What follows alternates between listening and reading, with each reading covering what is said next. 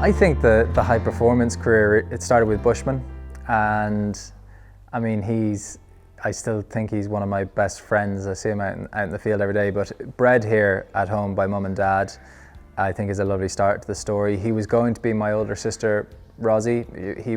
She picked him out as a foal, and she was really the keen horse rider and the one that we thought would be making the headlines.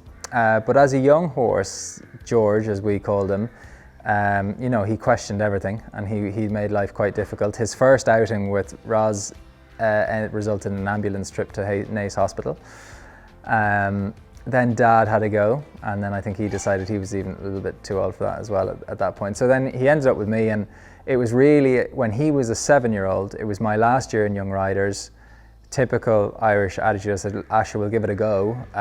In January, we would have been completely out of our depth thinking about Young Riders. But we got there and we finished 4th. And huge result, just missed a podium individually. And that was the near miss. I think it'd be a bit harsh to call it a failure, but it was one of those moments when I thought, I'm good enough to get close, and now I want to get closer. So he really got the ball rolling. We did our first senior championship in 2009, and I mean, what's he done? He's 4 badmintons, a Burghley, 3 European Championships and 2 World Games. You know, what a horse. And the biggest thing about him was he had the heart to allow me to learn my job. And I put him in an awful lot of difficult situations, ones that he won't thank me for, and I apologize for. But what a horse to allow me to do that, to allow me to learn my trade.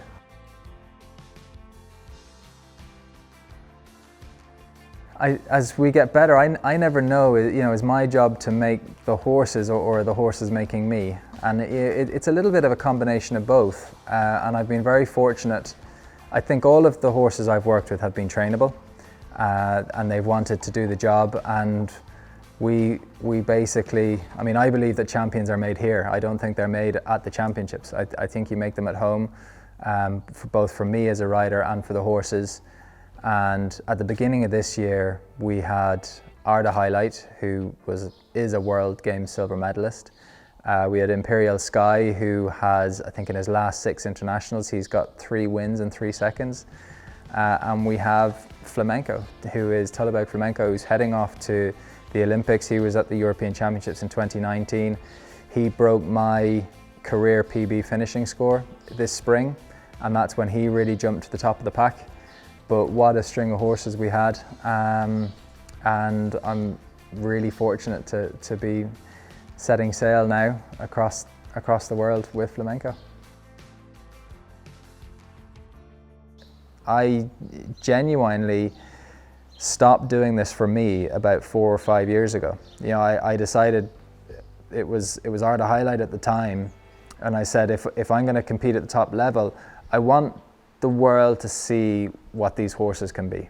That's my job. And if I can take these guys that I see walking around the field at home and in the stable with Sparks every day and every morning, and I want them to be champions, and I concentrate on how to train them to be champions and how to help them to perform, and they are the stars, not me. And that's a really helpful mindset.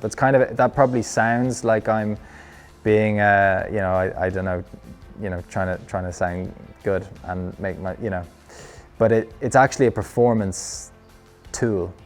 It takes the pressure off me a little bit, but it also makes me focus exactly on what matters, which is, are these guys ready to perform? Are they concentrating on the job?